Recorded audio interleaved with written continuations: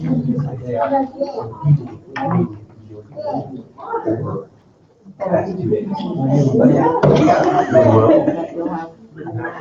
one I ever got.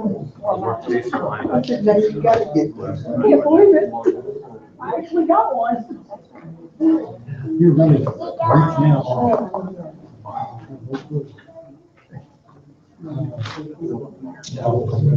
I know that he has. Every now and then. Every now and then. He's out of town. I kept thinking, what's the flower head that a bicycle has?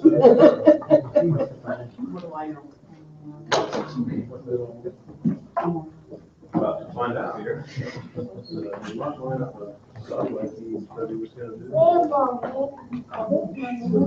Take the class. So they can come on here or whatever, I don't know.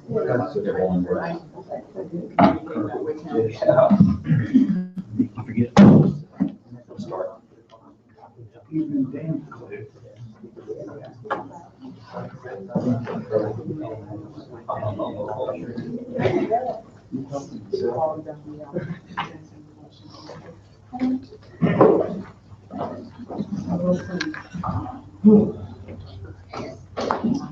Good evening. It's good to see everyone.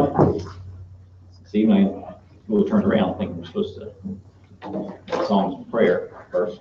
I've been doing that long enough. I should know by now. So, all right, we're going to continue where Chuck left off in 2 Peter. 2 Peter chapter 2. Good to see everyone. Good to see everyone. Some sickness, I think, still going through and things like that. Tim's out with sickness and everything. So some others may be as well. 2 Peter chapter 2, and I think Chuck got up to right around verse 12. Does that seem right? That's what I have circled there. So that's where we'll start. And actually, because just to kind of back up just a verse or two, so we can just kind of get the context of what we're talking about. We'll start in verse 10, and we'll read down through verse 17, so we can kind of notice some things here, even though we went over 10, 11, and I think most of 12 last time. Starting verse 10, well, just to get the thought of verse 10. Verse 9, then the Lord knows how to deliver the godly out of temptations and to reserve the unjust under punishment for the day of judgment, and especially those who walk according to the flesh and the lust of uncleanness and despise authority. They are presumptuous, self-willed. They are not afraid to speak evil of dignitaries. Whereas angels who are greater in power and might do not bring a reviling accusation against them before the Lord. But these, like natural brute beasts, made to be caught and destroyed, speak evil of the things that they do not understand, and will utterly perish in their own corruption, and will receive the wages of unrighteousness as those who count it pleasure to carouse in the daytime. They are spots and blemishes, carousing in their own deceptions while they feast with you, having eyes full of adultery that cannot cease from sin, enticing unstable souls. They have a heart trained in covetous practices and are accursed children. They have forsaken the right way and gone astray, following the way of Balaam, the son of Beor, who loved the wages of unrighteousness. But he was rebuked for his iniquity. A donkey speaking with a man's voice restrained the madness of the prophet. These are wells without water, clouds carried by a tempest, for whom is reserved the blackness of darkness forever. All right, we'll use that section of verses to discuss here before we move on.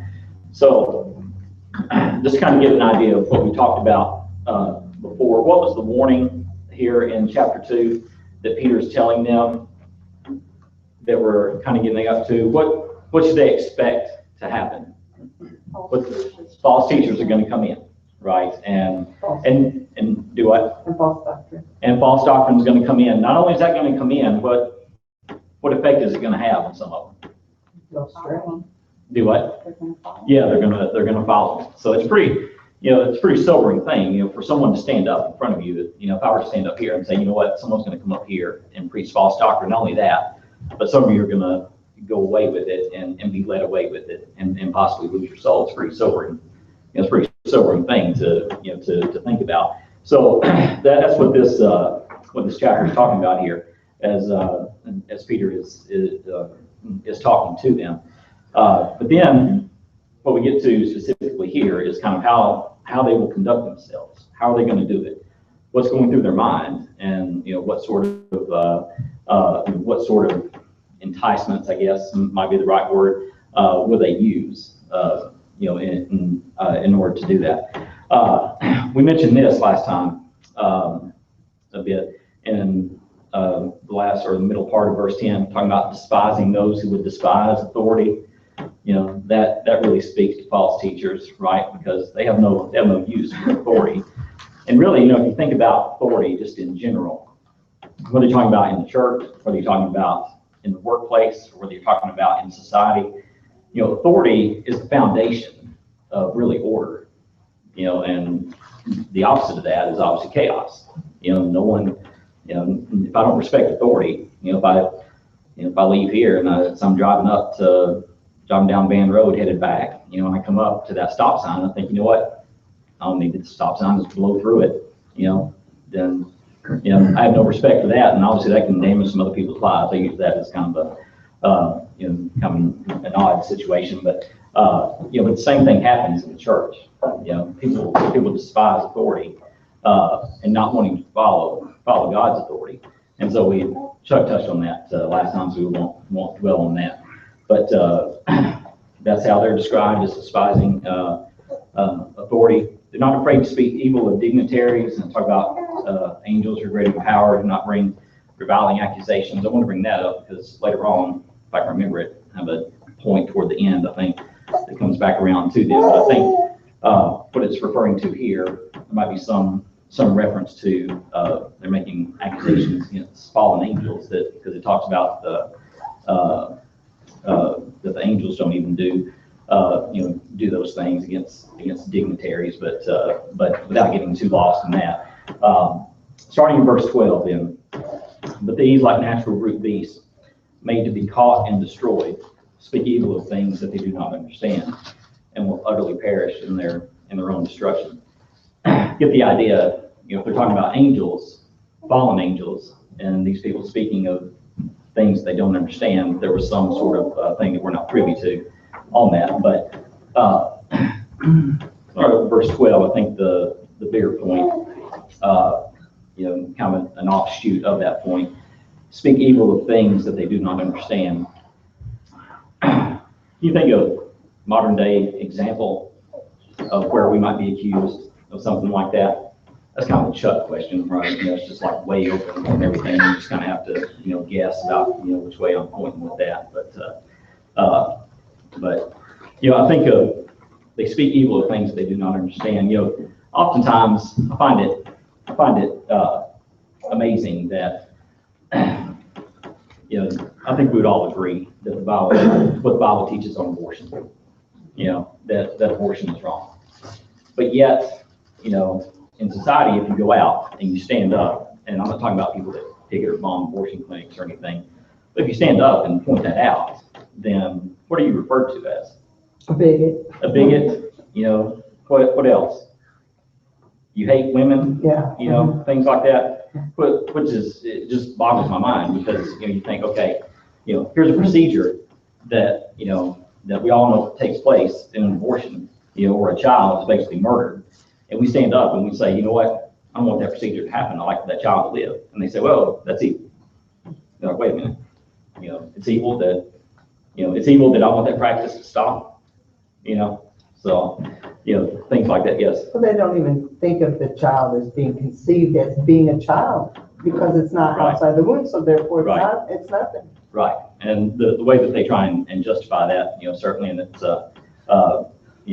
so we can look at, what the Bible has to say about abortion, but just using that as, as an example of people speaking evil of things that they don't understand, especially speaking evil of things that are inherently good, and everything. Now, false teachers, will do that, and what he's referring to here, will do this in the church, speaking evil of things that they don't understand. So, and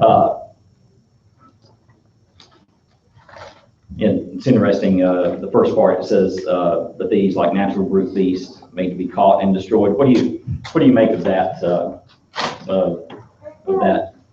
like natural brute? I've got the animals, I guess, and everything. So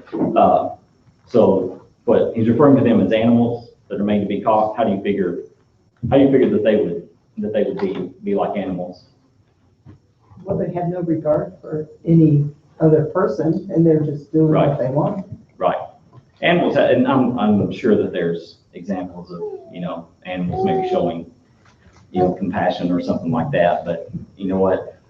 If a grizzly bear were coming here and to be hungry, it's gonna eat whoever it is, whether it be, man, woman, or child, with regards to, cuteness or whatever it is. So, but kind of take that, the same here is that they really have no regard for, for what's right, just the way that animals don't really look at situations of right and wrong and everything necessarily. That's the way that they are, the way that false teachers will be. Another thing is that we don't need to regard false teaching as something, we don't need to take it lightly. And I think that Peter's pointing that out here to them. This is not something to be taken, as something that can just kind of be disregarded and pushed to the side and dealt with later or something like that. This is something that as a church and as Christians, that we need to be aware of and needs to be dealt with. And obviously he spends the entire, it's back then they have chapters, but now, he spent the entire, the entire chapter and plenty of verses dealing with it. So, any comments or questions or anything? All right. I did such a good job. Covered everything y'all were thinking. So, all right. Continuing on to verse 13. And will receive the wages of unrighteousness as those who count it pleasure to carouse in the daytime. They are spots and blemishes, carousing in their own deceptions while they feast with you. I'm reading from the New King James, which I think is probably closer to, if you're reading from King James, New American Standards, kind of in between, I think. So a few of the words may be different. I'm talking about and will receive the wages of unrighteousness, talking about the false teachers, as those who count it pleasure to carouse in the daytime. Can someone give their take on what that refers to? Or what they think it refers to?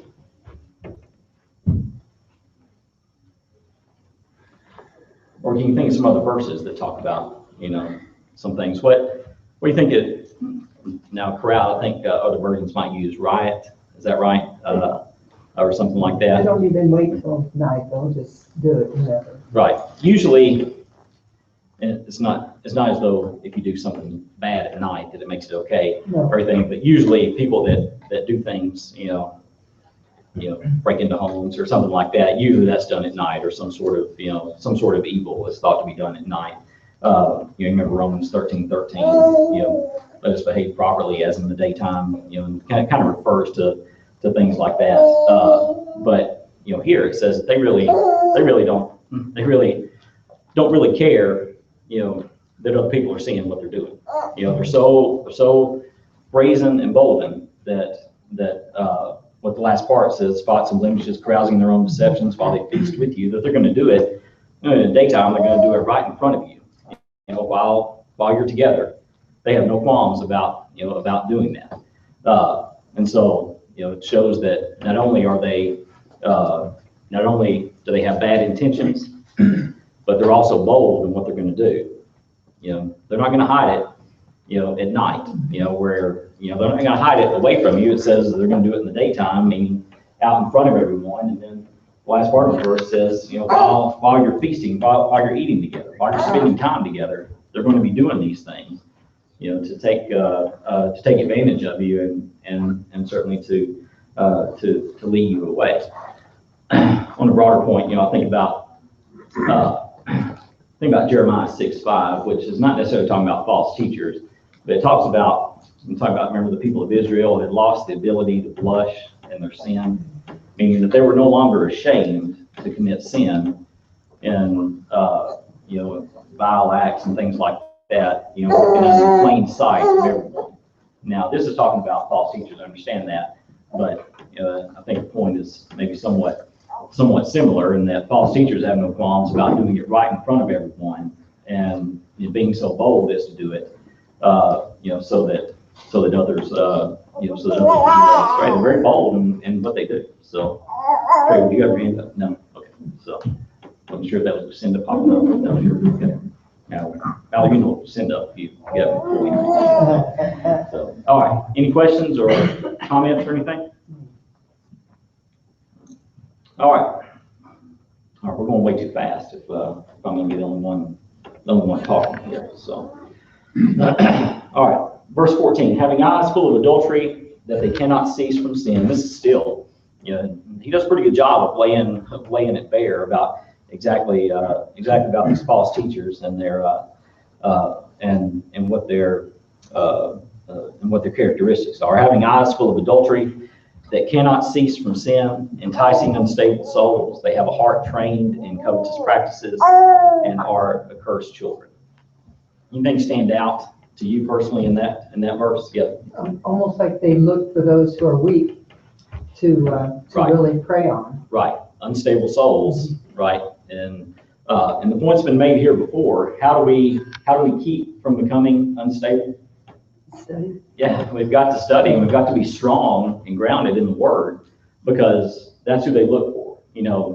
They were just referred to as a few verses back there in verse 12 as like natural, brute beasts, or like animals and everything. Out and wild, and who the animals usually go for when they're on hunt.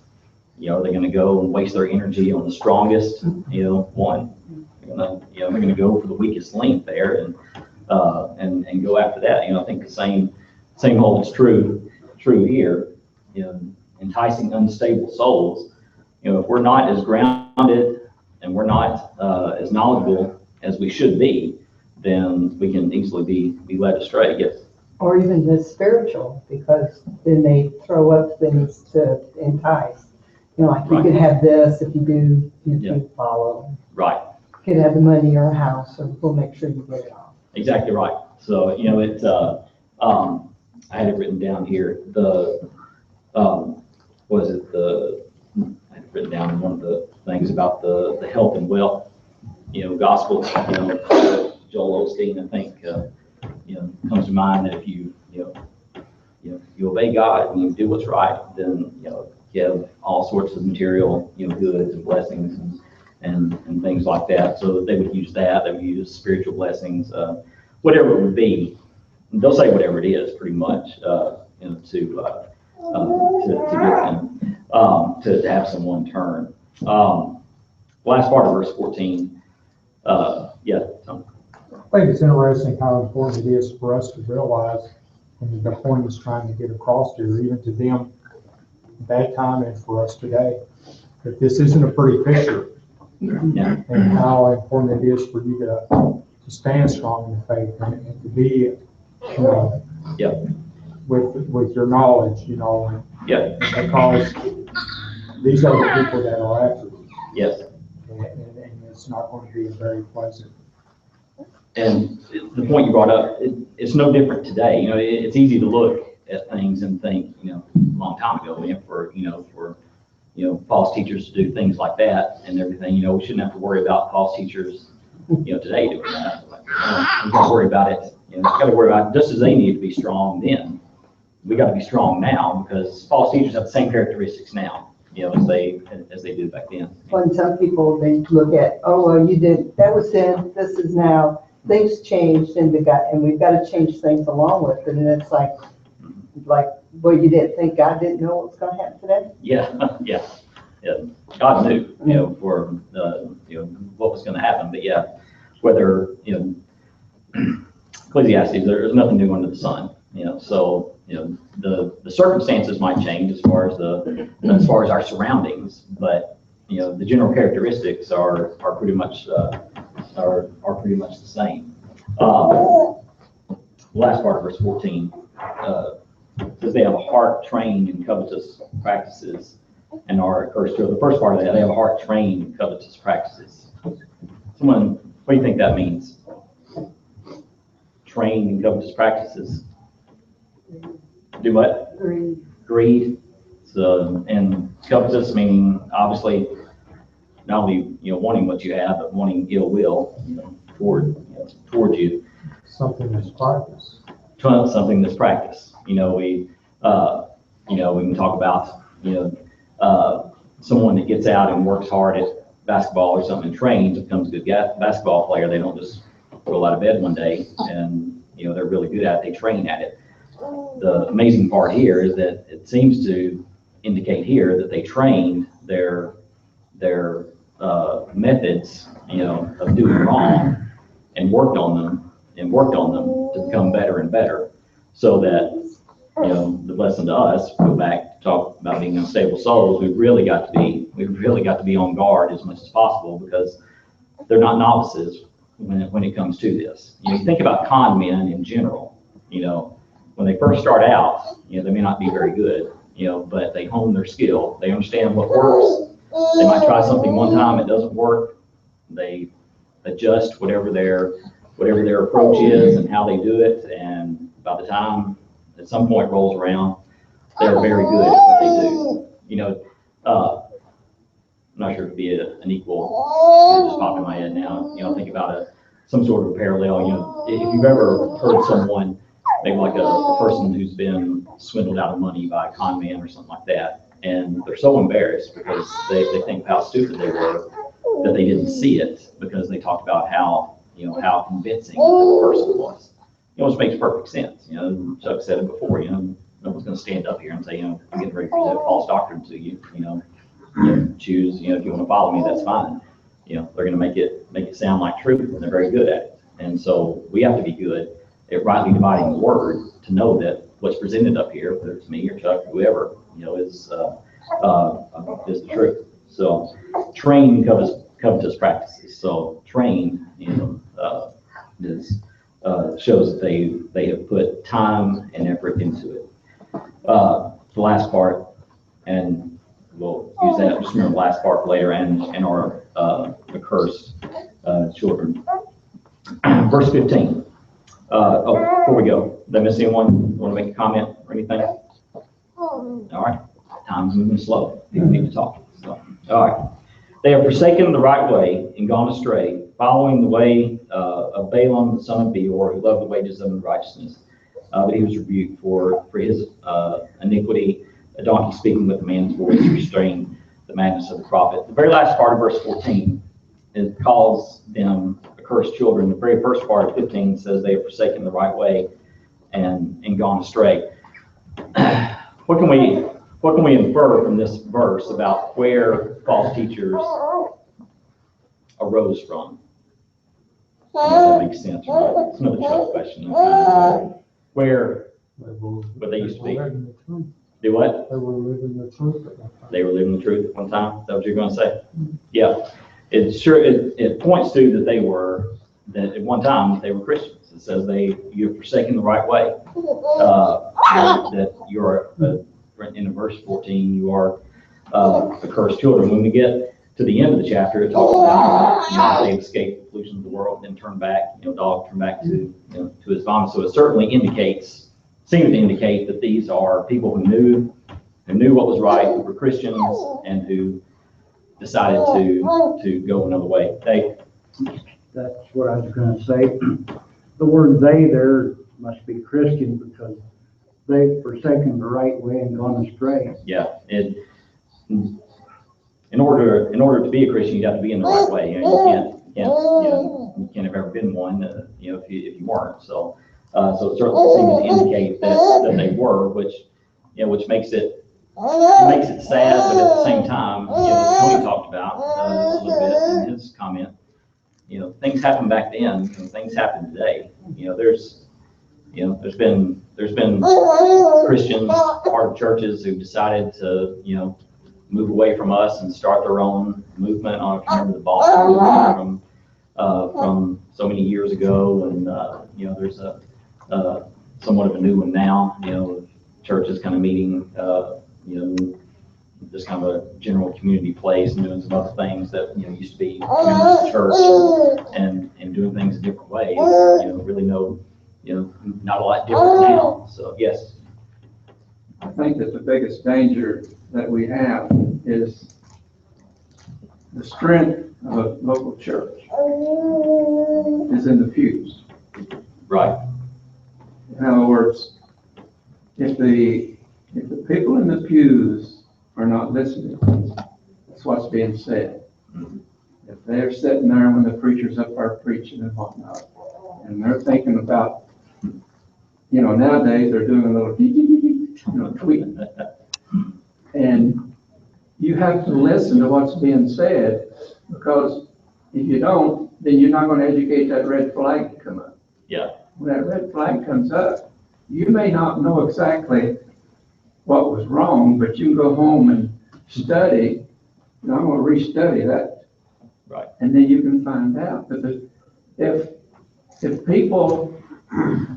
we were better on the word, then the church would not be split and have the problem. I've never heard of a congregation or seen where one went wrong if it happened overnight. Yeah. In other words, it's a slow thing, and people start hearing the error and they start accepting it. Where's the verse that talks about my people are destroyed for lack of knowledge? Growing in knowledge. In the Old Testament, who is it that says, talks about Israel being destroyed because talks about my children are destroyed for lack of knowledge? And I can't remember where that is off the top of my head, but much the same with what you're talking about, is that we can't just sit in the pews and expect whoever's up here, whether it's me or whoever, to be presenting the truth, because that's not necessarily the case. All right. We have to, the Bereans, in Acts were commended because they didn't even take the words of apostles as true. They went home and searched what the scripture said, even after inspired apostles had talked to them. How much more then should we after that? Yes. Isaiah 5:13. Isaiah 5:13. For my people go into exile for lack of knowledge. Yes, for lack of knowledge. And so much to what Gene was saying, we can no longer, expect, or I say no longer, maybe because it's been going on, for a while, but, there's preachers in churches who, some of our brethren, unfortunately, that have no problem, preaching, saying that, social drinking is okay, things like that. We can't really, expect to hear that for it to be 100% true now, but we've got to be on guard for that. I had to be out of town, and when our oldest son, Alan, was 12 years old, I was out of town. Betty called me and said, Gene said, and the preacher was teaching that class. Mm-hmm. And she said, Sunday, he's in the class, Alan's going to take one side of an issue, and he's going to take another side of the issue. I said, what? 12-year-old? We didn't have elders. So I called the preacher and asked him, what are you going to do? He told me, and I said, you've not even discussed that in the pulpit. We've never preached on anything like that. Yeah. And you're in a class with 12-year-olds, and you're going to start talking about that? Yeah. So he didn't do it. But those things can happen. Yeah, they can. It's certainly good reflection on 12-year-old to be able to, to understand. He told Betty what he was going to do, and she called me. Yeah, something good. Warren, Well, I think back in Acts, Paul, the elders at Ephesus, familiar story. Yeah. Verses 28 through 31, I'll just read one of them. But in verse 30, he says, also from among yourselves, men will rise up speaking perverse things to draw away the disciples after themselves. Yeah. That's a context, but the other verses are similar to that. Right. So he knew, and he was telling them what was going to happen. That's the very thing we're talking about tonight. Yeah, just more in detail with Peter. Peter's going into detail about, they're going to do this and they act exactly like that. Paul's just saying, look, they're going to rise, and tell you perverse things. And once again, Paul even mentions it there. It's going to lead some of you away. And we mentioned it earlier. Got to be on guard for that. It talks about in Isaiah, my people are destroyed for lack of knowledge. If we don't know well enough that whatever's presented up here, then whatever's taught, from the pulpit, then we will be destroyed because we have no idea which way we're headed. We're just going to take whatever's presented up here without any sort of of analysis or anything like that. So, all right, good comments. It talks about Balaam there, love the wages of unrighteousness. Not getting into that, I remember back in Numbers 22, I think is where that is. But it's interesting, it mentions the wages of unrighteousness back up in 13. I think, yeah, you talk about the false teachers will receive the wages of unrighteousness. I think that's talking about spiritually. That's how their souls will receive, the wages of unrighteousness, which is, they'll be cast into hell. Here it indicates that Balaam loved the wages of unrighteousness, which was kind of, the momentary, whatever it is that, momentary pleasure that it brings here in this life, and everything. So it seems to make a contrast there. But anyway, all right. Before we move on to 17, any other comments or anything? Verse 17, these are wells without water, clouds carried by a tempest, for whom is reserved the blackness of darkness forever. How would false teachers be wells without water, or clouds carried by a tempest? Because they don't have any foundation, they just kind of go. Yeah, they just kind of go, right? What else?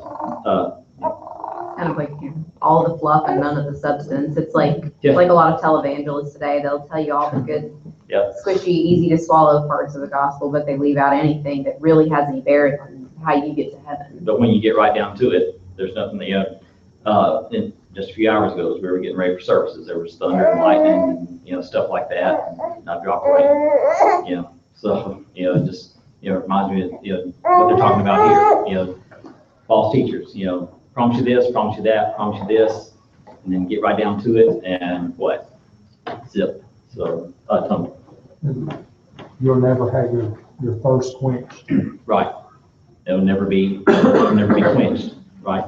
So, good point there. Did I see another hand?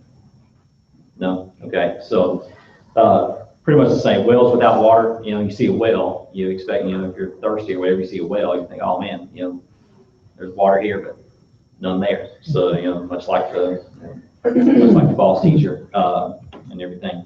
Last part of that, for whom is reserved the blackness of darkness forever. It's interesting if you go back to verse 4 of the chapter. It says, "For God did not spare the angels who sinned, but cast them down to hell and delivered them into chains of darkness to be reserved for judgment."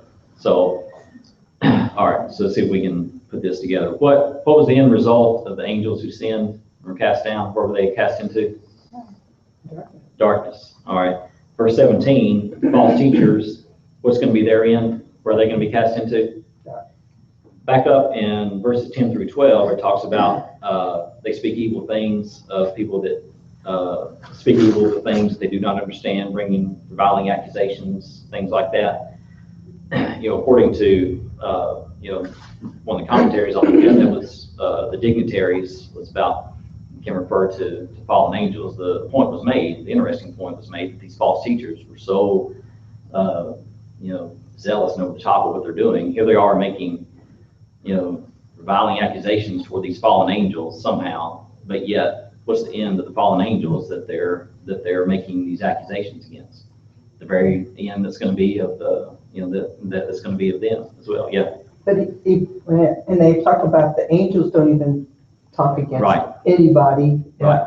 Because even the archangel Michael didn't say anything against the devil when they were fighting, Right. but he rebuked him through the Lord. Yeah. Even angels don't speak Evil. evil of their fallen, angels. There might be, it's a good point there for us that as far as not so much for angels, but maybe fallen individuals to understand that, that we understand why they fell, but not to speak evil of them. Certainly what they did was wrong, obviously, but but not to speak evil of them in some reviling way that we don't, maybe understand or something like that. But it speaks a few times of them. I have it underlined here. It talks about then in verse 10, they're not afraid to speak evil. Of dignitaries. In verse 12, they speak evil of things that they don't understand. Speaking evil, it's pretty pretty powerful description of how they conduct themselves. If someone tells you, I wouldn't go near that person, they speak evil of people. It's pretty strong condemnation of how people, speak of others. So, all right, last part here, last couple of verses. We'll read verses 18 through 22 to the end of the chapter. See if we can get as we wind up here. For when they, still talking about the false teachers here, for when they speak great swelling words of emptiness, they allure through the lust of the flesh, through the lewdness, the ones who have actually escaped from those who live in error. While they promise them liberty, they themselves are slaves of corruption. For by whom a person is overcome, by him also is he brought into bondage. For if they have escaped the pollutions of the world through the knowledge of the Lord and Savior Jesus Christ, they are again entangled in them and overcome. The latter end is worse for them than the beginning. For it would have been better for them not to have known the way of righteousness than having known it, to turn from the holy commandment delivered to them. But it has happened to them, according to the true proverb, a dog returns to his own vomit, and the sow having washed to her wallowing in the mire. Certainly pleasant thought there at the very end, in verse 22. So, verse 18, what's one of the ways that they're going to have a decent effect on people, get them to listen or get on their side, I guess? Offering. Well, see, the first part, Words, do what? words, Yeah, words. What type of words, Tony? swelling. Yeah, great. Swelling words of emptiness, nothing behind them. So, just fluff and nothing there. And, we can always tell, I don't say always tell, but, if, you can kind of tell when someone's a little over the top sometimes, being too nice or something like that.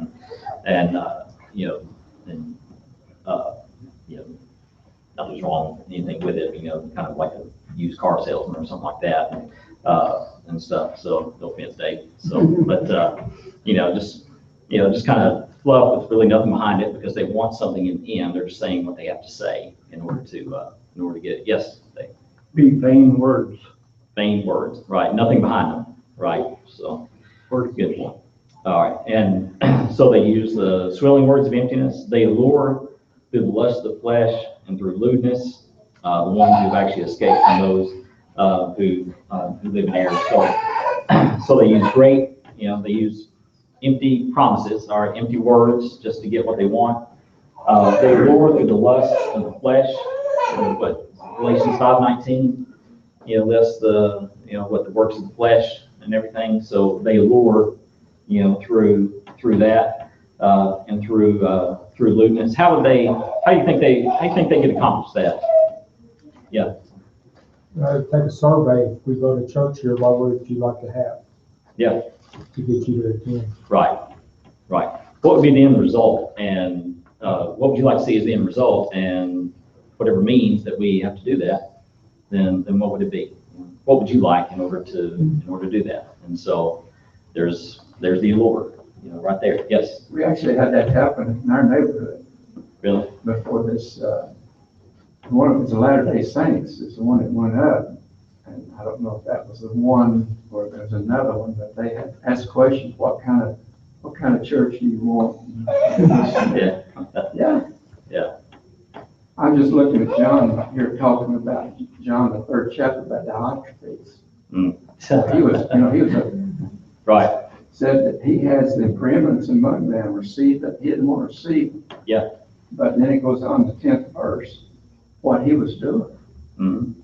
And he was pretty high on the totem pole. Yeah. He put himself there. He put himself up there and throwing people out from the church and things like that. So Nobody could control it. Yeah. Then that's what will happen. Yeah. If the church allows false teachers to take over, they'll no longer be the Church of Christ. It'll be another religious sect. But yeah, they would use things like that. What should we do? What would you like for us to do? Back to verse 10, because they despise what? They despise authority. You know, right. So, all right. And then verse 19 says, while they promised him liberty, they themselves are slaves of corruption. So here they are promising people, you know, that they're going to be, you know, liberty, or going to be free, or going to have all these things, you know, be free from, you know, all these, whatever it is. Yet they themselves are slaves to it as well. So, so both are going to be entangled, right? So blind leading blind end up where? In the ditch, right? By whom a person is overcome, by him who is also brought into bondage. So, all right, we'll see if we can get these last two verses in here. For if after they have escaped the pollutions of the world through the knowledge of Lord and Savior Jesus Christ, they are again entangled in them and overcome, the latter end is worse for them than the beginning. What popular religious idea does this blow out of the water? Once saved, always saved.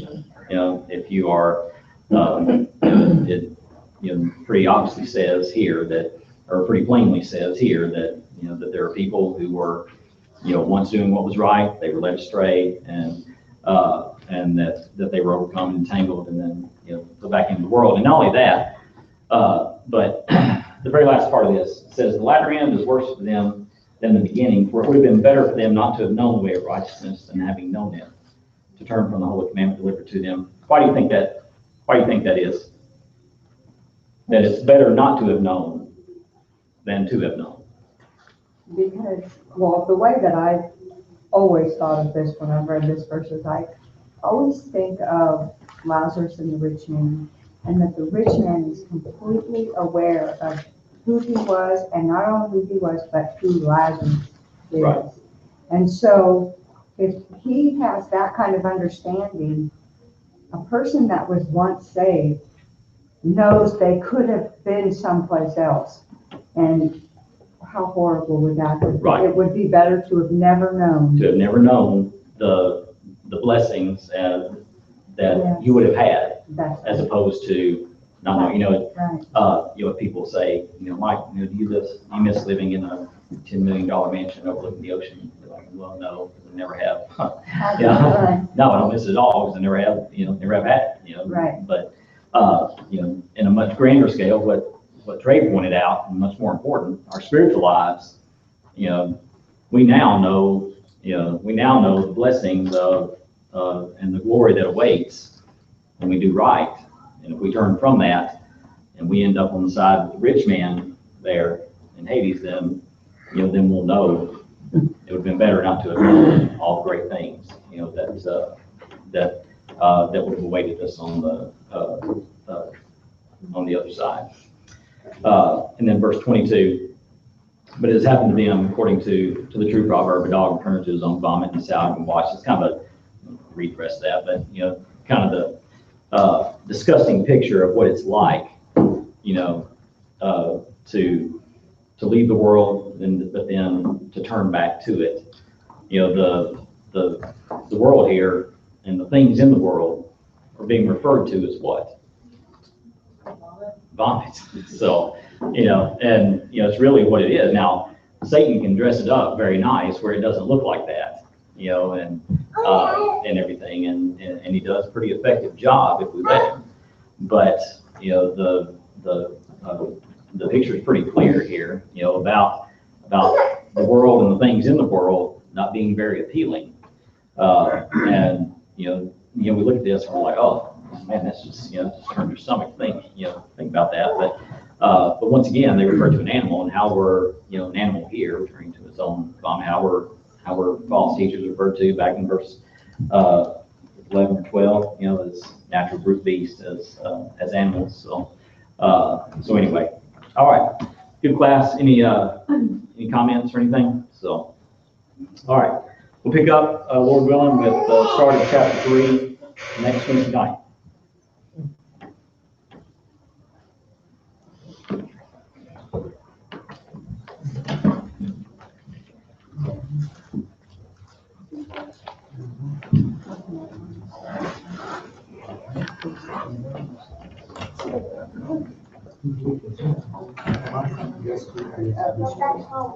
Dr. Lee, I had a couple of songs.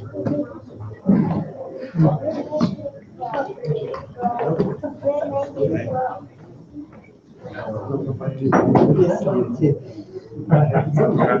No, it's like really would be a slave to sin. Right, right.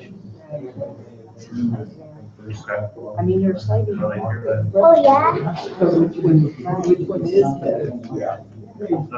But then people are, wow. And that's the envy, where everybody's like, well, that's God. What's gonna happen with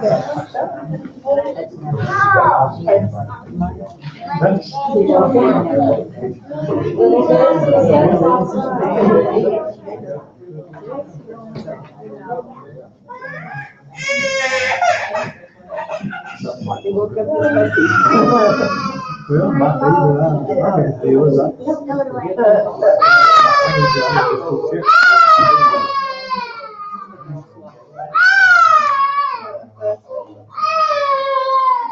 He's mad.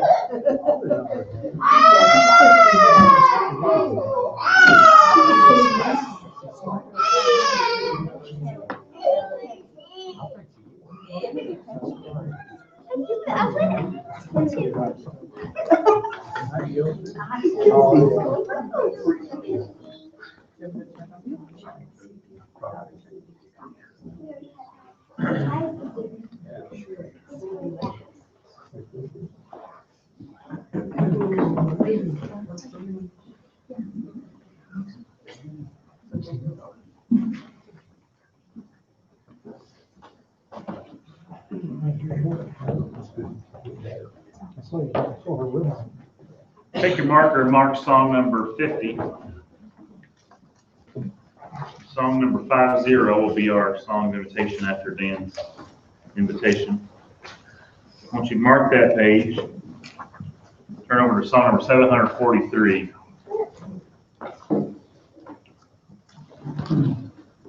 Number 743.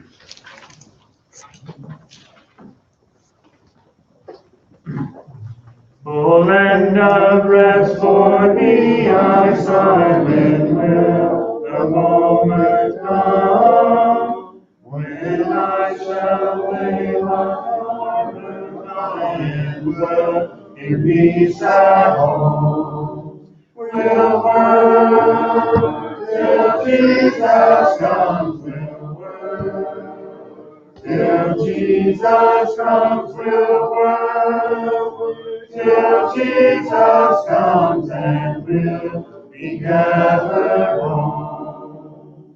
No tranquil joys on earth I know, no peace, no sheltering home. This world of wilderness of woe, this world is not my home. Will work till Jesus comes, will work till Jesus comes, will work till Jesus comes and will be gathered home. To Jesus Christ I fled for rest, He bade me cease to roam, and lean for succor on His breast till He conduct me home. Will work till Jesus comes, will work till Jesus comes, will work till Jesus comes and will be gathered home. I saw at once my Savior's side, no more my steps shall roam. With Him I'll brave death's chilling tide and reach my heavenly home. Will work till Jesus comes, will work till Jesus comes, will work till Jesus comes and will be gathered home.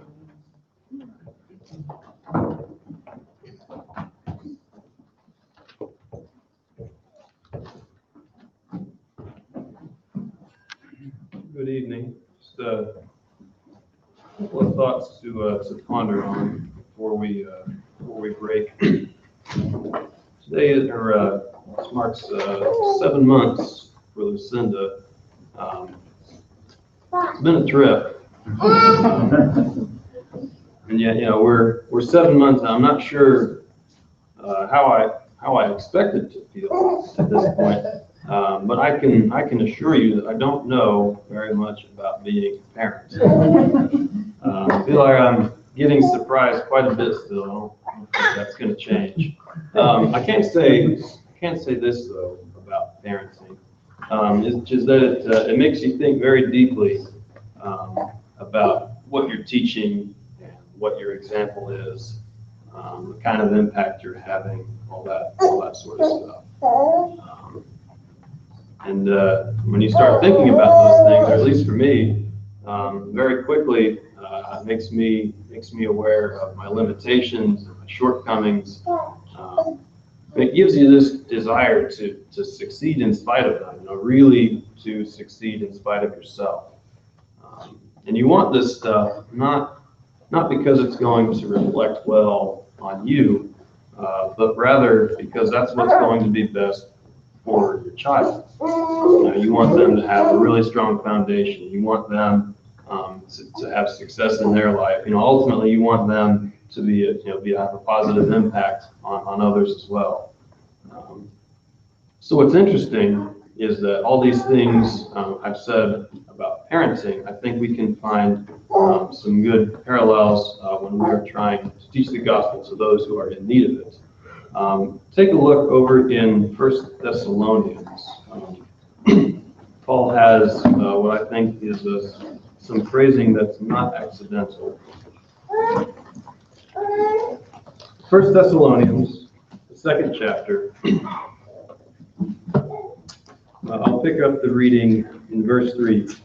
For our exhortation does not come from error or impurity by way of deceit, just as we have been approved by God to be entrusted with the gospel, so we speak, not as pleasing men, but God who examines our hearts.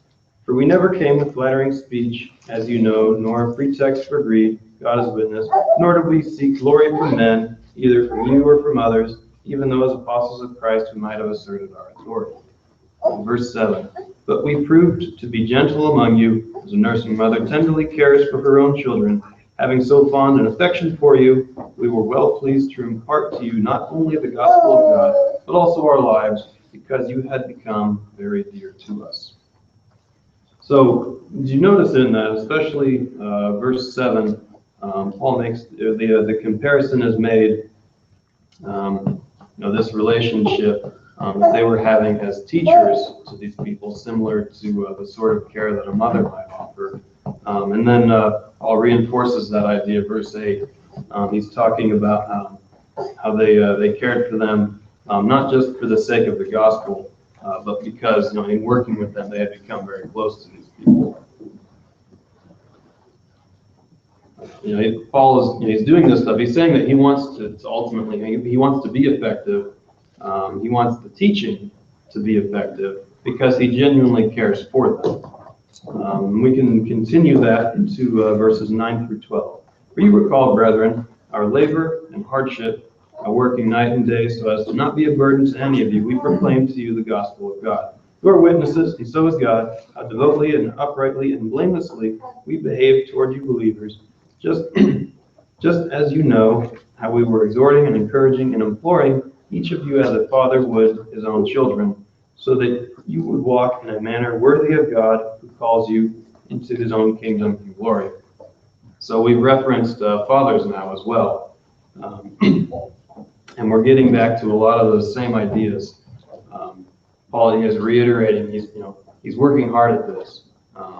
Not just, not for his sake, or, for any kind of glory for himself, but because, again, he wants these people to be saved, to be able to walk in the glory of the Father, all those sorts of things that he describes. Verses 13 and 14. For this reason, we also constantly thank God that when you received the word of God, which you heard from us, you accepted it not as the word of men, but for what it really is, the word of God, which also performs its work in you who believe. For you, brethren, became imitators of the churches of God in Christ Jesus that are in Judea. I'll cut my reading off there. So 13 and 14, Paul has, up to this point, Paul has described how much he was putting into it, how much he wanted it to be successful. 13 and 14, he says that, and ultimately it came to be. As they say, they're giving thanks that they received the word and that they accepted it from these men, but that they took it as the word of God, not just a message that somebody was telling them or preaching at them or anything like that. Finally, it comes down to this point. Paul is thankful for all of this because these people have become imitators of Christ just as he was, which I think is a pretty important point. Paul was not seeking for them to follow him. Paul says that ultimately, they became the same sort of thing that he is, right? Imitators of Christ working together. And so, as it was for Paul back here in Thessalonians, so it should be for us here as well. All the teaching that goes on in the classes and the preaching and the evangelism, all the work that we do here, it's not to rack up wins or boost numbers or anything of that sort. Ultimately, we're trying to encourage people along so they can become that same thing that we are, which is just an imitator of Christ.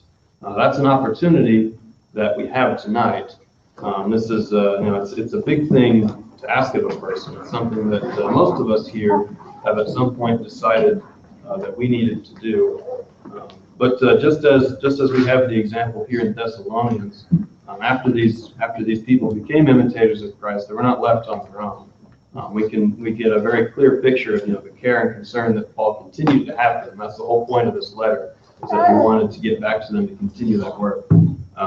And so it is for us here as well. The invitation is open to those who may need to make use of it, either for the first time or those who have error they need to correct in their lives. We're not asking you to come up and stand, be isolated on your own. We're asking you to give us the opportunity to work with you to make these things so. The need is pressed upon your heart this evening. I want to encourage you to come forward as we stand, as we sing. Have you been to Jesus for the cleansing power? Are you washed in the blood of the Lamb? Are you fully trusting in His grace this hour? Are you washed in the blood of the Lamb? Are you washed in the blood, in the soul-cleansing blood of the Lamb? Are your garments spotless, are they white as snow?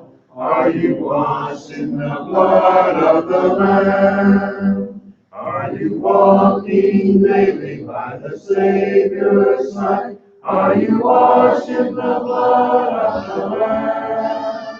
Do you rest each moment in the crucified? Are you washed in the blood of the Lamb? Are you washed in the blood, in the soul-cleansing blood of the Lamb? Are your garments spotless, are they white as snow? Are you washed in the blood of the Lamb? Lay aside the garments that are stained with sin, and be washed in the blood of the Lamb. There's a fountain flowing for the soul unclean. Oh, be washed in the blood of the Lamb. Are you washed in the blood, in the soul-cleansing blood of the Lamb? Are your garments spotless, are they white as snow? you washed in the blood of the Lamb. Just a moment, we'll ask Tony to lead our lines in our closing prayer. It's good to see everyone out this evening. Our numbers are a little bit down. We've got those who are traveling. Chuck and Debbie, they're away. Chuck's in the meeting, we all know. Tim's traveling. Oh, he's not. Tim's sick, sorry. He's out traveling. He's Tim's home sick, so let's remember him. There are others, I believe, that may be Christina. She's at home, not feeling well, so let's remember her. Carrie was working, so she was on her way home a while ago. So, anybody else that needs to be mentioned? That's right, Mark's out of town, he's in Tennessee, so let's remember him, especially during this time too, because it's a difficult time still dealing with the loss of his uncle. If there's nothing further, then we'll be led in our closing prayer. Let's pray. Heavenly Father, we're thankful for this opportunity we've had to come together, be a fellow Christian, study another portion of our word, edify one another, and let us all know the importance of spending time with Christians and studying from your word. We are thankful for each and every one of us that took time out of our lives today to be here. We pray for the work that is being done here at River Ridge. We pray we'll always stand for the truth here at this place, and we will always be a shining light in this community, and that we'll be good examples of Christians in our daily lives, that we will hopefully can say or do something to turn someone to you towards everlasting and be right. Father, we pray for those of our number who aren't with us here this evening, especially those that are sick. We pray that something can be said or done, that you'll bring them back to a proper portion of health, and that they will return to us again at the next point in time. Be with those of our number out on the roads of travel, that you'll watch over them, allow them a safe journey home. We ask that you go with us now throughout the rest of this evening, to be thy will, and giving us another day upon your earth tomorrow morning. It's in Jesus' name we pray. Amen.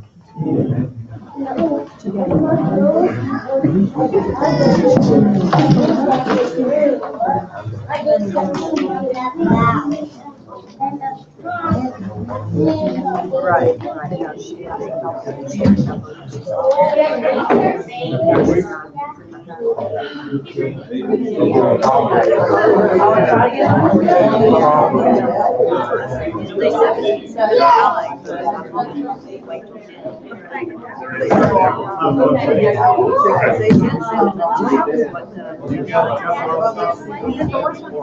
Oh, yes.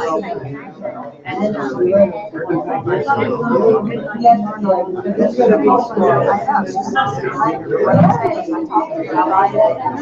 last